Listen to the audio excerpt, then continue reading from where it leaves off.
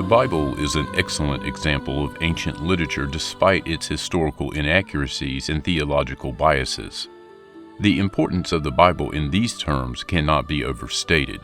However, as with many ancient legends, one should not allow the religious connotations of the Bible as the holy text of Christianity to blind oneself from the highly derivative nature of many of its stories. Rather than a product of original teachings and divine inspiration, significant portions and vital moments of the biblical narrative in both the Old and New Testaments are, in fact, drawn from far older religious traditions originating in ancient Mesopotamia, Egypt, and Greece, as well as in Zoroastrianism, Hinduism, and Buddhism.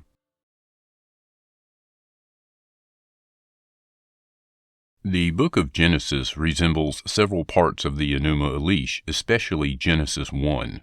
Both begin with temporal clauses, when above and in the beginning. In the ancient world, the sea was associated with chaos and destruction. The Bible includes several texts in which God battles and tames the chaotic sea, like Marduk battling Tiamat, who embodies the sea.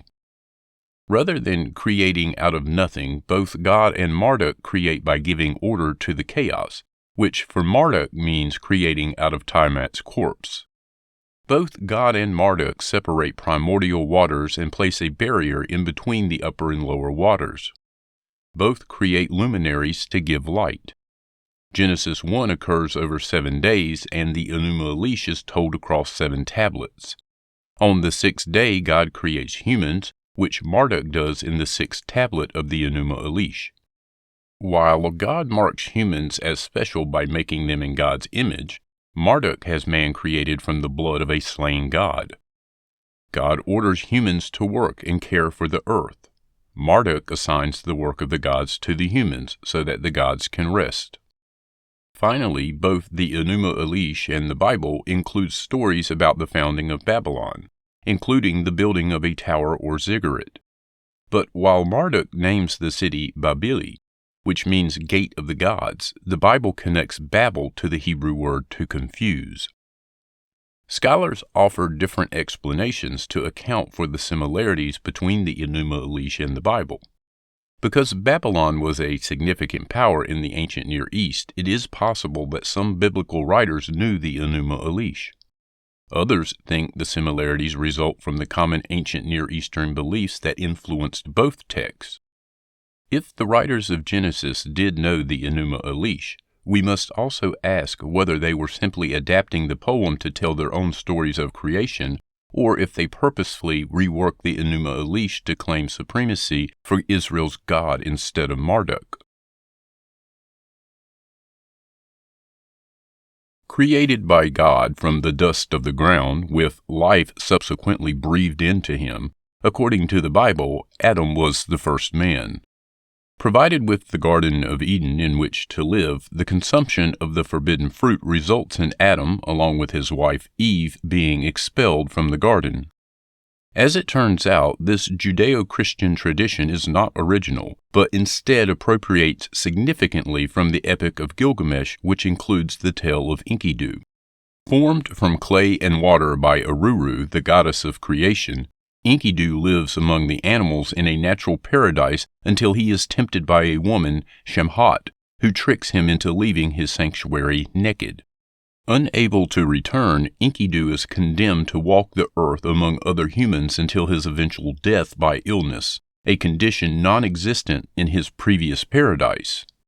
Demonstrating how interconnected the ancient Near East religions truly are, the Persian religion of Zoroastrianism also contains a similar creation story to the younger Christian narrative.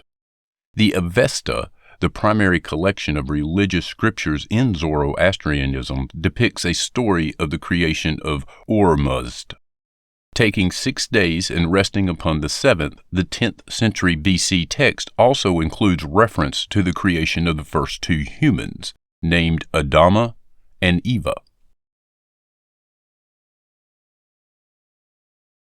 Many ancient cultures have supernatural great flood stories with the continuity of the human race ensured by one righteous hero.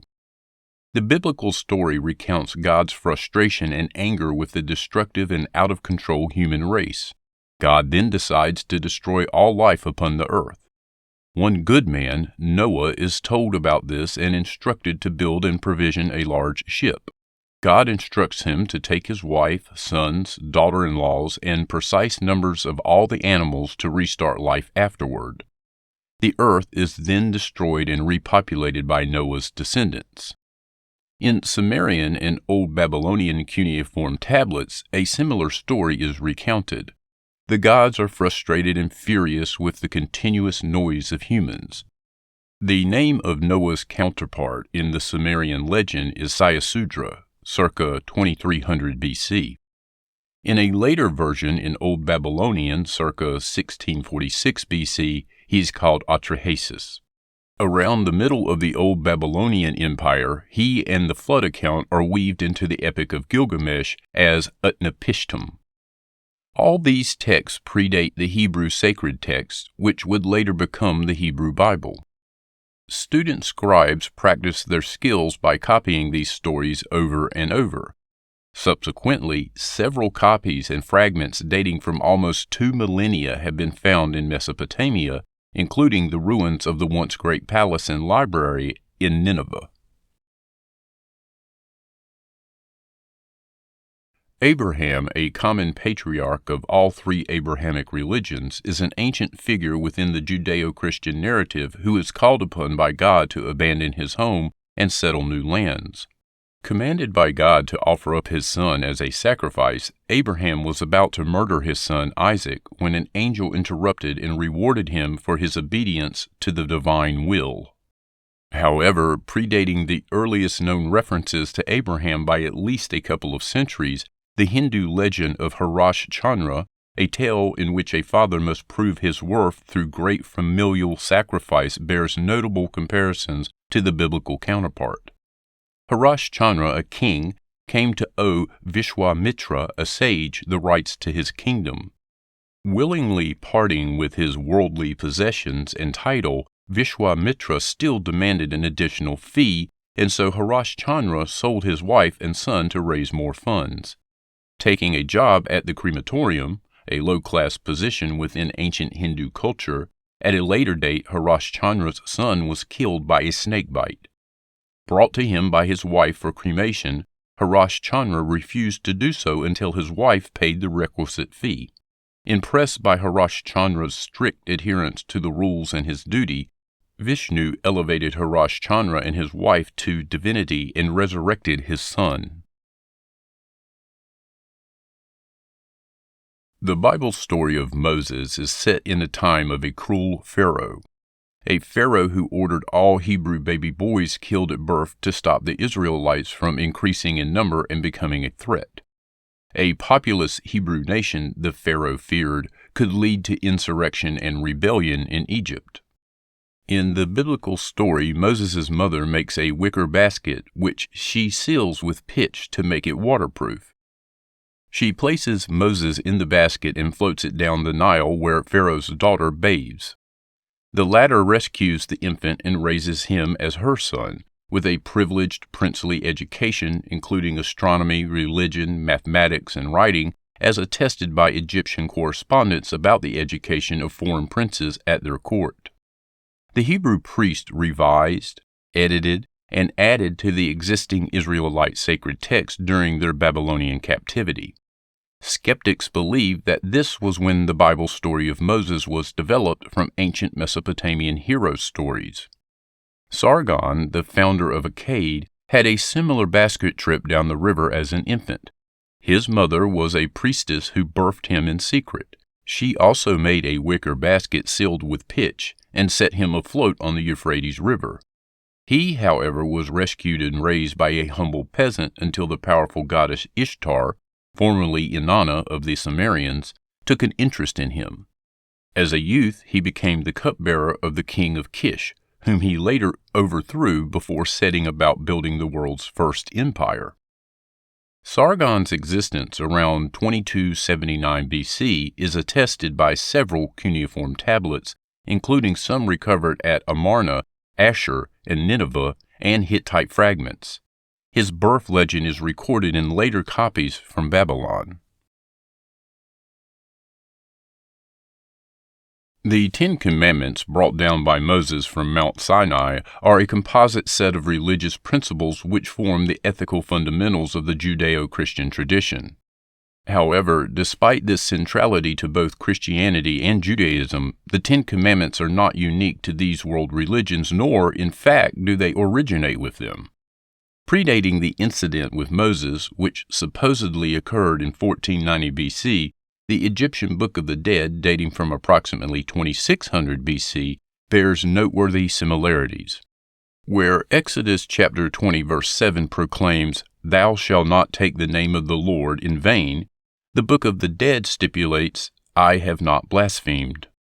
Other transparent parallels with the Egyptian religious texts include, "I have not committed adultery," and "I have not stolen," which is similar to Exodus chapter 20, verse 14, "Thou shalt not commit adultery," and Exodus chapter 20, verse 15, "Thou shalt not steal." Not merely borrowed from the Egyptians, the Ten Commandments also draw inspiration from the Code of Hammurabi dating from 1772 BC. Inscribed on a stone stele in a manner similar to that of the Commandments, these rigidly enforced laws from ancient Mesopotamia have been suggested as transitioning beliefs from abstract concepts into solid laws mandating obedience. The Book of Proverbs, a collection of biblical wisdom regarding moral behavior and the meaning of life, was allegedly written by Solomon and later compiled during the reign of Hezekiah in the late 9th century BC. Despite claiming to be unique insights offered to the Israelites of God's will, this entire chapter of the Bible borrows heavily from already existing non-Judeo-Christian religious sources, most notably the instruction of Amenemope. Written in the 13th century BC, the instruction was a literary work of ancient Egypt and contains 30 chapters of advice for proper living. Exemplifying these derivations, whilst Proverbs encourages one to rob not the poor, for he is poor, neither oppress the lowly in the gate, the instruction stipulates to beware of robbing the poor and oppressing the afflicted. Equally, Proverbs incites one to remove not the widow's landmark and enter not into the field of the fatherless, while the instruction commands remove not the landmark from the bounds of the field and violate not the widow's boundary. Although these incredible similarities among dozens of others were initially contested, by the 1960s, biblical scholars reached a near unanimous consensus regarding the primacy of the instruction over Proverbs and declared a direct connection between the two historical treatises. The Book of Job is written in a unique style. It differs from the other Bible books in the context, customs, names, and events described. Scholars have speculated that it corresponds more to Arabic than to Israelite stories. Job is wealthy in property and family. Satan, at this time still an angel, challenges God that Job is only pious because everything in his life is wonderful. God accepts Satan's challenge, who then destroys Job's possessions, family, and finally Job's health. Job refuses to curse God. He does not understand why he is suffering, but accepts that he does not have the right to question God. The biblical story ends with God explaining to Job in beautiful phraseology the vastness and intricacy of the universe. Job's life ends with him richer and happier than before his suffering started. The Mesopotamian story, The Righteous Sufferer, has a similar background of a pious man following religious rules meticulously. Like Job, he does not understand his change of fortune. He questions his God when he loses everything, including his health. Unlike Job, however, he dies in his misery at the end of the story. Poetic descriptions in Job are similar to many pre-biblical ancient texts, including the Enuma Elish. Appearing in cultures and civilizations around the world, the biblical story of Jonah is merely a regurgitation of existing and common story trope. Jonah, in punishment for defying God, is swallowed by a giant fish until he consents to perform the task assigned. Appearing in the mythologies of countless pre-existing civilizations, the story of Jonah is widely accepted as being unoriginal and derivative. Commonalities can be found with the Hindu legend of Sakti Deva. Sakti Deva, wishing to marry the princess of Vardhamanapura, embarks upon a journey to discover the Golden City to win her hand in marriage. During this adventure, Sakti Deva is devoured by a giant fish before being eventually freed unharmed. Examining the biblical story more broadly, narrative parallels containing a hero being swallowed by a giant fish appear in almost all known civilizations as a metaphorical representation of rebirth. In ancient Babylon, the well of Dur swallows and subsequently gives birth to Oannes. The Finnish hero Ilmarinen is swallowed in order to be reborn, and the Greek Heracles is swallowed in the course of fighting a sea monster before defeating the beast from the inside. Significantly, and suggesting heavy influence, Heracles is swallowed near the port of Jaffa, the place of nautical departure in the biblical story of Jonah. The story of Samson, one of the most popular legends from the Old Testament, is a near-exact replication of the Greek legend of Heracles. Samson, the last of the judges of the ancient Israelites, was a Nazarite granted immense strength on the provision that his long hair was not cut. Among the superhuman deeds performed by Samson in the Bible are the slaying of a lion with his bare hands, the defeat of a Philistine army using only the jawbone of a donkey, and the collapsing of the temple of Dagon upon himself. Possessing noteworthy similarities to already existing figures of religious folklore, including the Sumerian Enkidu and the Greek Heracles, contemporary interpretation views Samson as a Jewish interpretation of an already existing legendary narrative. The story of Heracles dates to the 13th century BC, preceding the book of Judges by 500 years. The stories of Heracles and Samson are so similar they warrant accusations of plagiarism. Heracles, like Samson, slew a lion barehanded. Both men tore down the gates of a city. Both were portrayed by untrustworthy women who were ultimately responsible for their downfall, and both died at their own hands in an act of martyrdom. Likewise, Enkidu, along with Gilgamesh, were men of great strength who joined forces to defeat the Bull of Heaven in defiance of Ishtar, and who died because of his own hubris. The Tower of Babel, appearing in the book of Genesis, serves as an origin myth to explain the different languages of the world. In the aftermath of the Great Flood, a united mankind embarks on a project to construct a great tower to reach heaven. Thwarting this effort, God confuses their speech and scatters humanity throughout the world to preclude future attempts. Believed to have been inspired, at least in part, by the Edaminaki, an ancient ziggurat dedicated to the Mesopotamian god Marduk in Babylon, which would have been observed by the Israelites during the Babylonian exile, the biblical narrative also draws considerably from a Sumerian legend. Composed in the 21st century BC, more than a millennium before the Bible, Enuma and the Lord of Arada was an ancient Sumerian account of a series of conflicts between Enuma, king of Uruk, and an unnamed ruler of Arada. The motivation behind the conflict, according to the story, was the demand by Enuma of tribute from Arada to aid with the construction of a gigantic ziggurat in Eridu designed to reach the divine Enlil. Imploring the god Enki to restore the linguistic unity of mankind so that they might once again cooperate in peace, the Uruks are refused, and a great war ensues among the nations of man. Despite never specifically stating the actual date of the birth of Jesus in the Bible, Christian traditions have become immeasurably connected to the idea that the historical figure was born on December 25th. Considerable discussion around the turn of the 3rd century of the Common Era centered on the precise date, with August of Hippo, among others, arguing that Christ had been born on the shortest day of the year in the Roman calendar. However, early Christian sources predating formal institution of a December birth in the 4th century equally record recognition that, As is the consensus today, this was not the true date, but was instead influenced by long-standing pagan traditions. Coinciding with several pagan festivals related to the winter solstice, including also the birth of Sol Invictus, the choice of Jesus' birth date draws significant inspiration from the ancient Roman festival of Saturnalia. Celebrating the divine Saturn held between December 17th and December 23rd, the festival included noteworthy parallels to the Christian convention. Among these include a familial feast and the private and personal exchanges of gifts.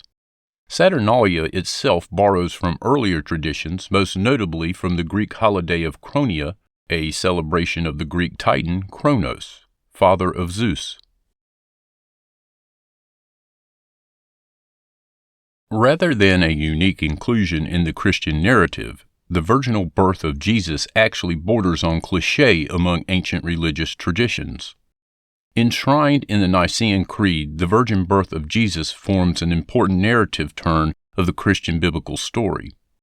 This element of Christianity is completely unoriginal and panders to the liturgical conventions of the time, with so-called miraculous births common features of the stories of mythological heroes dating from pre-antiquity. The virgin birth in the Bible borrows heavily from the birth of Zoroaster, who, according to the religion's tradition, was born to Dugdova, a virgin impregnated by a shaft of light sent by Ahura Mazda. Spanning multiple other religions, even the Greek tradition, with more commonly included literal physical acts of intercourse between deities and mortals, contains legendary stories of virginal births. Bearing similarities to the Bible, the birth of Erichthonius by Athena within Greek tradition fits this narrative, whereby the semen of Hephaestus impregnates the earth, or Gaia, to permit Athena to adopt the resulting offspring as her own in a role similar to Joseph.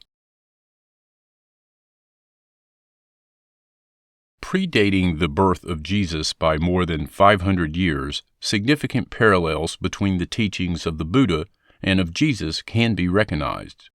Identified more broadly by biblical scholars since the 19th century, with the exception of death by crucifixion, the Christian narrative of the life of Jesus was highly similar to that of Siddhartha Gautama. These suggested influences by the Eastern religion upon early Christianity are not without historical cooperation, with Buddhism prevalent throughout the Near East at the start of the Common Era and indirect assimilation of teachings common practice throughout antiquity. Among the many parallels concerning the births, lives, doctrines, and deaths of Buddha and Jesus, a close examination of the holy teachings reveals substantial borrowing by the Christian Gospels from the older religion. While Luke chapter 6 verse 31 proclaims, "And as you would that men should do to you, do you also to them in like manner," the Dhammapada chapter 10 verse 1 encourages followers to consider others as yourself. Meanwhile, as the Buddha implored that if anyone should give you a blow with his hand, you should abandon any desires and utter no evil words, Jesus reciprocally taught, "To him that striketh thee on the one cheek, offer also the other." The first miracle attributed to Jesus in the Gospel of John, the transformation of water into wine during the marriage at Cana, remains among the most popular examples of Jesus' divinity within the Christian canon.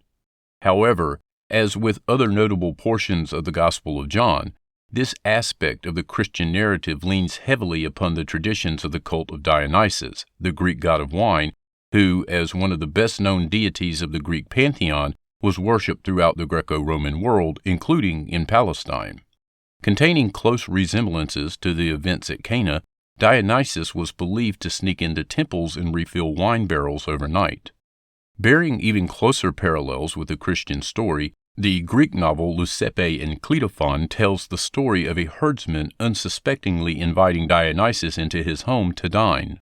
Unable to offer the deity anything to drink but water, Dionysus stuns the herdsman by transforming the water offered into wine. John's appropriation from the cult of Dionysus is furthered still by the inclusion of a declaration by Jesus that he was the true vine, a title attributed to Dionysus centuries earlier, in addition to the entire character arc of Jesus within the Gospel of John being heavily derivative of the 5th century BC play, the Bacchae, which involves Dionysus as a central player. A key characterization of the Christian narrative, the miracles of Jesus, were alleged supernatural actions that proved not only his divinity, but also provided examples of the compassion and forgiveness that formed the core of his ministry's teachings. The miracles span curing blindness, leprosy, and paralysis, and on at least one occasion, Jesus was responsible for resurrecting the deceased. Viewed from a cultural perspective, miracles were widely believed phenomena 2,000 years ago, appearing persistently in both Hellenistic and Jewish mythologies against which the Gospels were written. Possessing significant similarities to the healing miracles supposedly performed by Jesus, the Greek hero Asclepius was believed to have been a legendary healer who ascended to divinity through his good deeds. Capable of curing any ailment according to Greek mythology, Asclepius was even capable of restoring life to the dead. This act provoked Zeus to eventually martyr Asclepius to prevent mankind from escaping death forever and thus deny Hades of their spirits. Knowledge of Asclepius was immensely widespread in the ancient world, with temples dedicated to him spanning the Mediterranean by the 5th century BC, offering ample opportunity for the younger Christian narrative to become infused with his older legend. Appearing in all of the Synoptic Gospels, after being baptized, Jesus entered the Judean desert and fasted for 40 days and nights. During this endeavor, Satan appeared before Jesus on several occasions and sought to tempt him to turn away from God. Denying Satan each time, Jesus returns triumphantly to Galilee to begin his ministry. While not an original concept in any sense, with heroic struggles with evil a common motif of ancient mythology, the specifics of the biblical narrative bear striking similarities with the Buddhist tradition. Born in approximately 563 BC, Siddhartha Gautama eventually rejected his princely heritage and embarked into the wilderness to seek the purpose of life. After much time and travel, Siddhartha sat beneath a fig tree and vowed to not move until he discovered this truth. During this prolonged meditation without food or drink, alleged to have lasted for 49 days, the demon Mara repeatedly sought to prevent Siddhartha from realizing his goal. Tempting the prince with beautiful women and appeals to his pride, none were successful, and Siddhartha reached enlightenment. Becoming the Buddha, Siddhartha departed his refuge and, like Jesus, began imparting his doctrinal wisdom to the wider world and formed the Sangha, a company of Buddhist monks akin to the apostles. The resurrection of Christ, a central doctrine of Christianity, contends that, after execution by the Romans via crucifixion, Jesus rose from the dead before subsequently ascending to heaven. Celebrated as evidence of his divinity, this aspect of the Christian narrative is highly unoriginal and derivative, with the dying and rising God motif a recurrent feature throughout ancient religious traditions. Comparative inquiries of several Near East religions from this time observe the inclusion of this theme, appearing also in Mesopotamia, Greece, Phrygia, Egypt, and Samaria.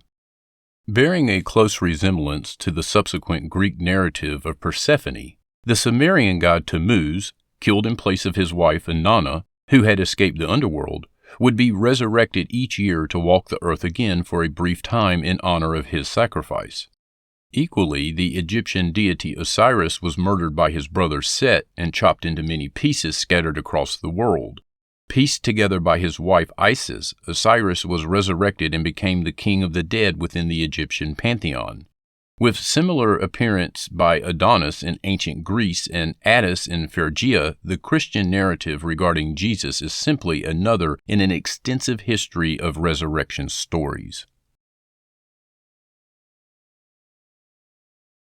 A central component of the Christian doctrine, the Trinity, comprised of the Father, the Son, and the Holy Spirit, asserts that God exists as three distinct, yet also co-substantial divine persons, emphasized in particular by the Gospel of John, which states, "There are three that bear witness in heaven, the Father, the Word, and the Holy Spirit, and these three are one."